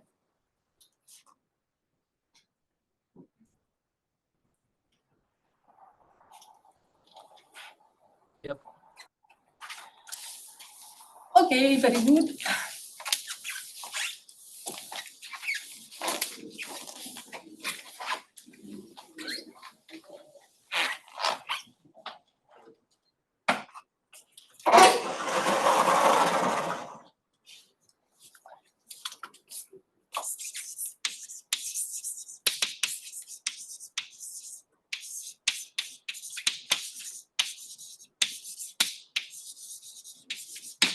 Okay, so very good. So I explained to you what's a single trace operator, multi-trace. There are several traces. Very good.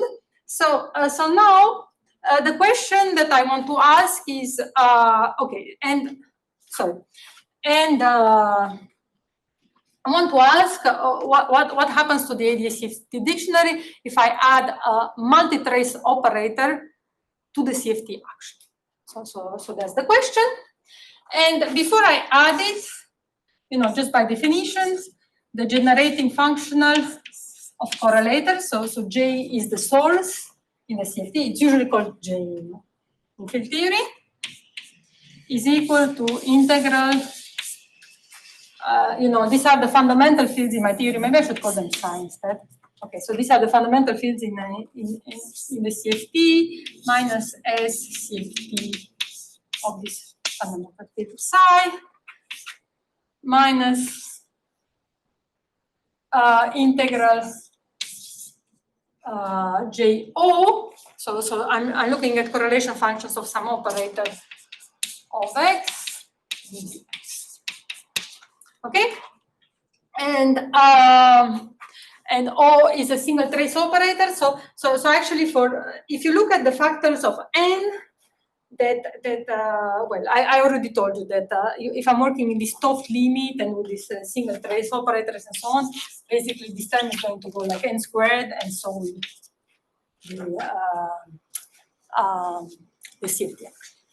Okay, so I'm just going to get factors of n squared, and maybe I even want to put a factor of n squared here and call this small.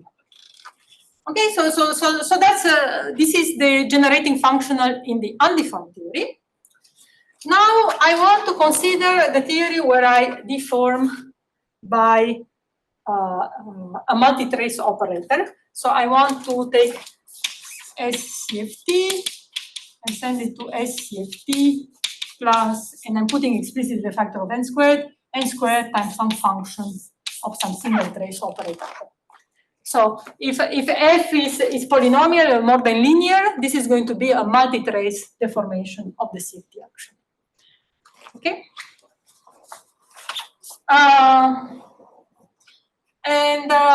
So I want to write e to the minus. So let me call the deformation lambda. Okay, I call the function f again, but I want to think of the deformation parameter as lambda, because we're going to think mostly about double trace deformation, where I'm going to take f of O is lambda over 2 O squared, something like that. Okay, so I want to look at the deform theory, and the deform theory has its own source, which I'm going to call J lambda, and it's going to be this path integral e to the minus s CFT minus integral f of O with an n squared in front minus n squared integral j lambda of x of okay. Now, okay. Now I want to show to you that at large n, I can actually re-express this generating functional in the multi-trace deformed theory in terms of the generating functional in the undeformed theory with shifted source. Okay, so this is going to be a purely field theoretical manipulation. It has nothing to do with gravity. It just uses field theory and it uses large n. To do that, I'm going to say that let me put O.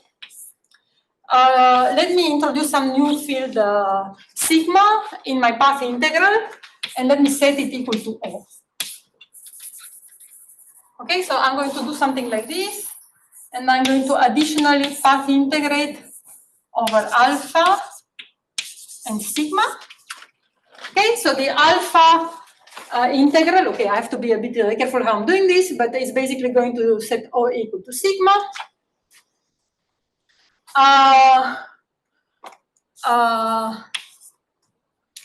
And now, because O is equal to sigma, I can replace this by f of sigma. Is it clear, the game that I'm playing? Okay, maybe I can put an n squared for fun in front. Okay, so now I can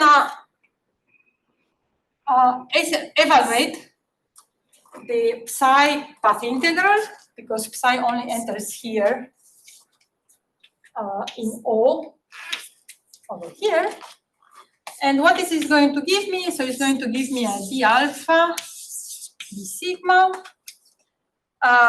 e to the minus n squared. And you see, this is just the original CFT path integral in presence of a linear source for O. O appears fully linearly here, so that's just going to give me the undeformed generating functional.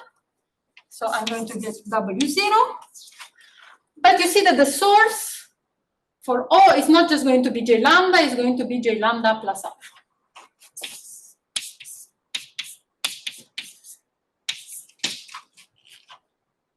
Okay, and then I'm going to have minus n squared f of sigma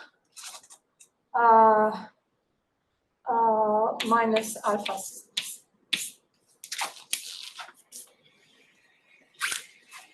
Why I'm having sigma plus alpha sigma or minus alpha sigma? Minus alpha sigma. Okay. I should get these signs right. Just a second. J plus alpha minus alpha. Okay, that's fine. Okay. So I just manipulated my integral and I wrote this in terms of W naught. Now, as I was trying to explain, this is a large n theory with a large n limit, n is going to infinity. Everything is not scaling with n except for these explicit factors. So I can just evaluate these path integrals over sigma and alpha using the saddle point. Okay, and so if I'm looking at the sigma saddle point, this is basically setting f prime of sigma equal to alpha.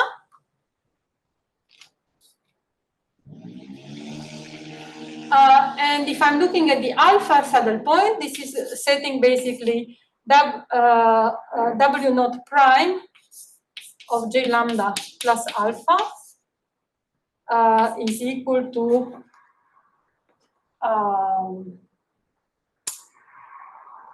they come with opposite sign, is equal to sigma.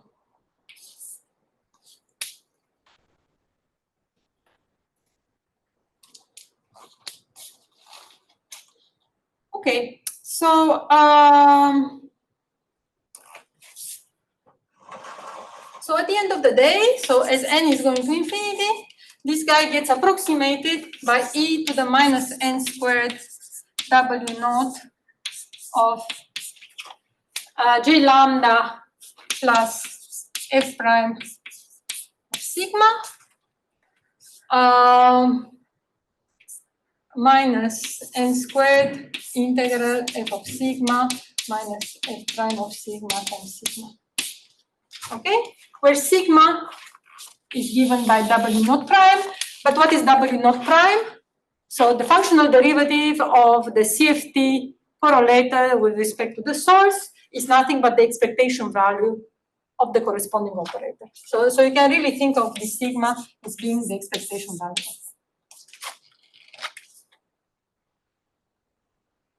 Is it clear what I did?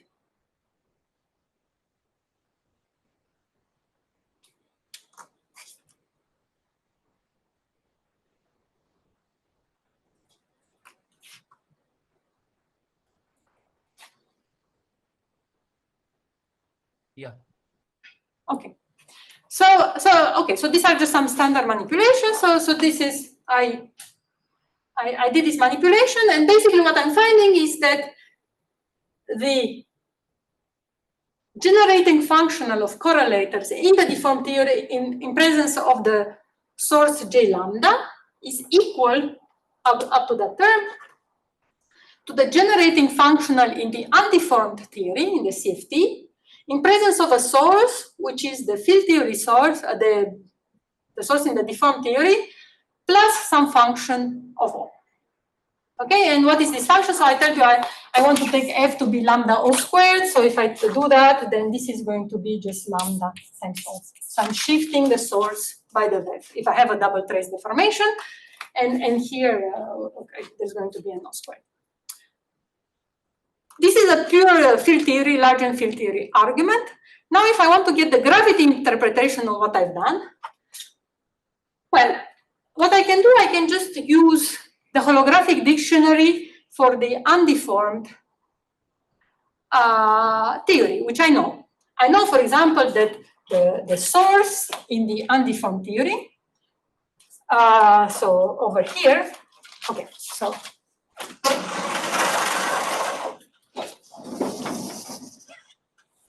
So I have that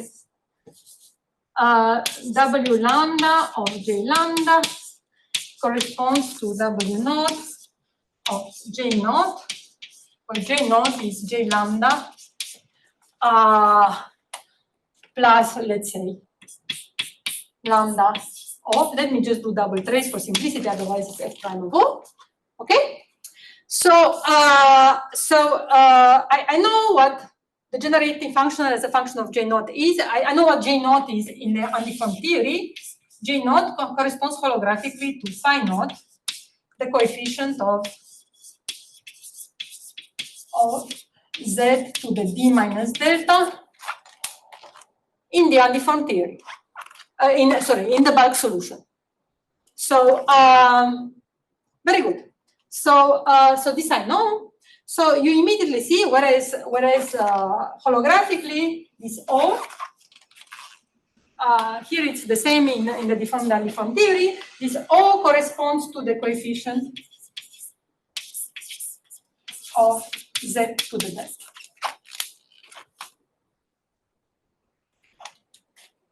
Okay? So what am I doing when I'm adding this double trace deformation? When I add the double trace deformation, my source is the J lambda. So because my source is the J lambda, that's the boundary condition. This is the thing that I want to hold fixed. So what this means is that I want to set this guy to 0. So in my bulk solution, which is phi of Z and X mu, is phi naught Z to the D minus delta plus dot dot dot plus phi delta Z to the delta plus dot dot dot.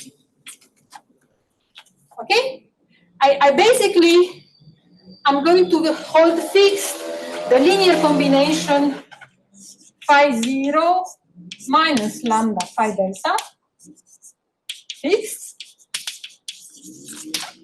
Because from here I see that precisely corresponds to this J delta, J lambda, which is supposed to be the source in my deformed theory. I'm supposed to keep the source fixed. So this is the boundary condition that I'm going to have on my bulk field. And the rest, but each of these phi 0 and phi delta are allowed to fluctuate otherwise, because I need to have some modes in my field distance. So basically this thing where the coefficient of both guys are fluctuating together in this correlated manner is known as a mixed boundary condition.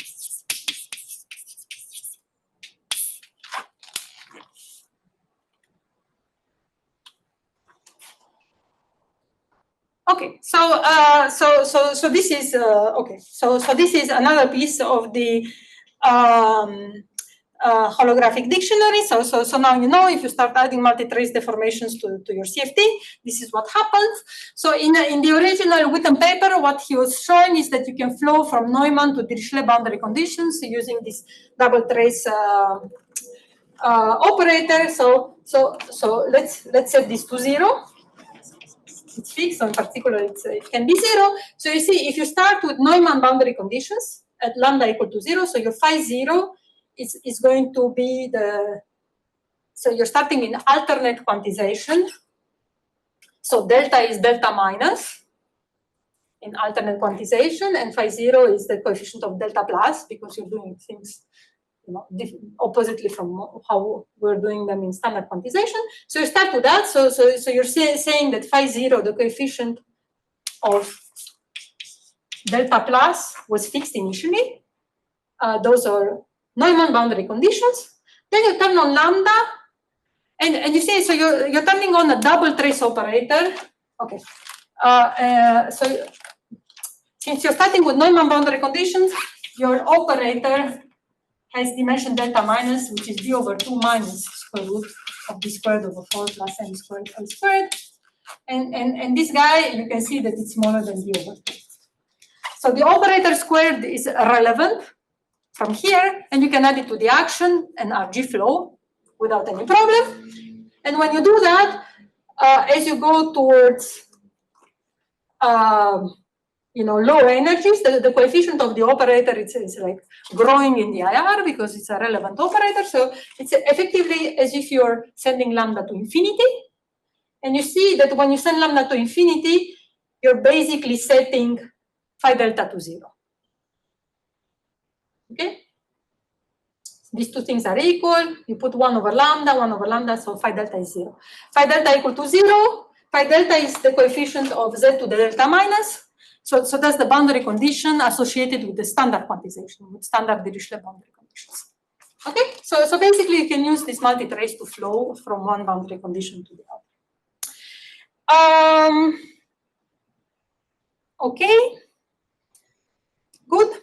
So okay, so maybe this is a good time to summarize what I discussed in this lecture. So in this lecture we discussed the basic IPFT dictionary for operators of small dimension of order 1. So we saw that operators on the boundary were dual to quantum fields in the bulk. They have the same spin, the operator and the bulk field. The dimension of the operator, delta, maps to the mass of the bulk field. But the map can depend for small enough m squared, the precise map between delta and m can depend on the boundary conditions that you put, if you put standard or alternate boundary conditions.